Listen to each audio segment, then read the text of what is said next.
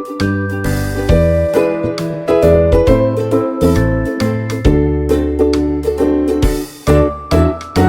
paz do Senhor, professores, sejam bem-vindos à última pré-aula, essa que é a pré-aula da lição dos juvenis, de número 13.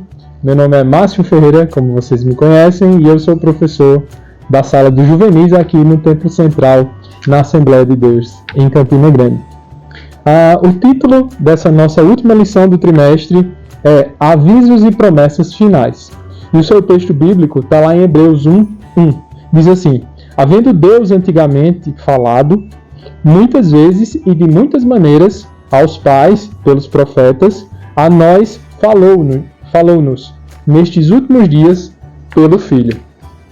Então, chegamos ao final desse trimestre, estudamos até aqui o Apocalipse inteiro, então eu espero que vocês tenham aprendido também, que os seus alunos também tenham tirado as dúvidas, aprendido um pouco mais sobre esse livro. E assim chegamos ao último capítulo desse grandioso livro.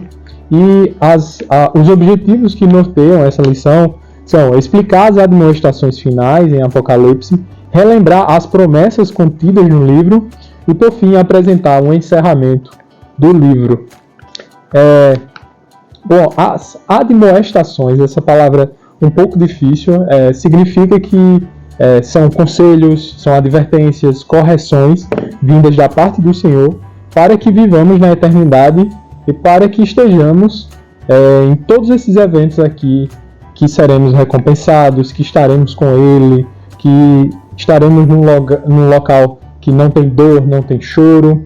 Então essas admoestações são orientações que o próprio Senhor nos dá para que estejamos lá, para que sigamos. Então você, professor, também tem uma vida pautada na palavra de Deus, que você também tem uma vida de exemplo para que seus alunos, ao ver vocês fora da sala de aula, também tragam como inspiração. Bom, ponto 1 fala justamente dessas admoestações finais. O autor dá uma introdução sobre esse assunto, e já no seu ponto 1.1 fala que o Senhor vem sem demora. Então, nesse momento você pode trabalhar com juvenis os sinais que norteiam a volta de Cristo e que ele de fato vem sem demora. E aí no 1.2 fala sobre guarde as palavras dessa profecia. Então, quando o apóstolo João fala sobre guardar as palavras dessa profecia, não significa que você vai pegar a sua Bíblia e guardar ela. Não, significa que você precisa ter atenção sobre a palavra que foi dita, ter atenção sobre a profecia, sobre os sinais e fazer o que vocês fizeram nesse trimestre, que é estudar mais a palavra de Deus. Bom, então vocês podem fazer esse contraponto com os juvenis, também estimular eles a trazerem elementos que facilitem a guardar a palavra do Senhor. Bom, e no 1.3 fala sobre o alerta moral.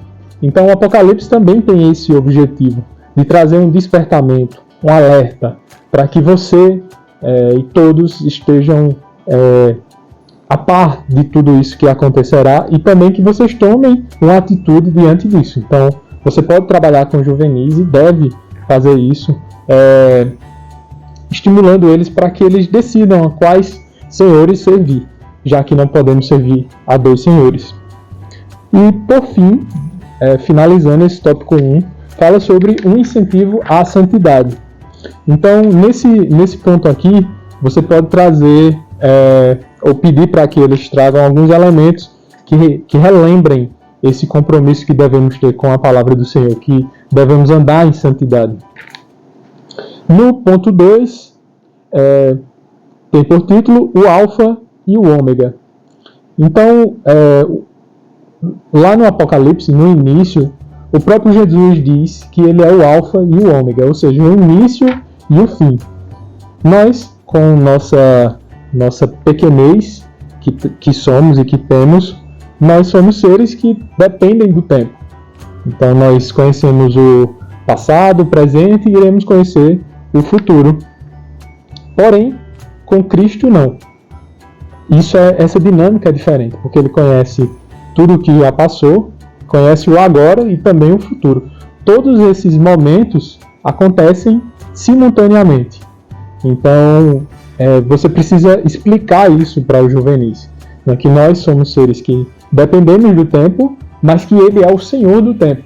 Então, o passado, o presente e o futuro, para ele, não existe essa divisão, não existe essa separação. Seguindo o ponto 2.1, fala sobre as promessas. Então, aqui, nós, como cristãos salvos que somos, foram feitas promessas para nós. Então, você precisa relembrar essas promessas para os juvenis também e fazer com que eles também desejem usufruir dessas promessas que nos foi dita. No ponto 2.2, o autor da lição ele comete um equívoco. O título do ponto é A Estrela da Manhã. E aqui o autor da lição ele fala a estrela da manhã como sendo o Sol. Mas são duas coisas distintas. Quando em Apocalipse fala que Jesus é a estrela da manhã, ele está se referindo, na verdade, ao planeta Vênus, que, se você observar por volta ali das 4 horas da manhã, você vai ver que uma estrela brilha mais que as outras. Essa é a estrela da manhã, Vênus, que ela brilha mais do que qualquer outra. No céu a gente vê como estrela, e claro, com os avanços da ciência, descobrimos que na verdade é um planeta. Então, Vênus é a primeira estrela a brilhar no céu e a última estrela a se apagar no céu, porque ela tem um brilho extremamente intenso.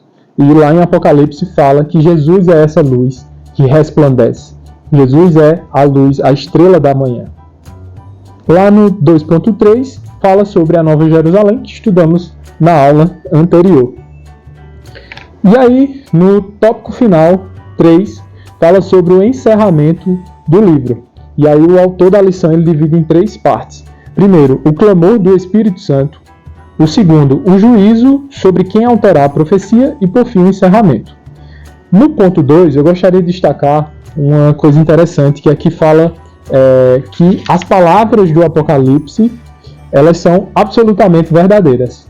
E o que garante isso, primeiro, é que caso haja alguma alteração nesse texto bíblico, o próprio Deus trará um juízo sobre essa pessoa.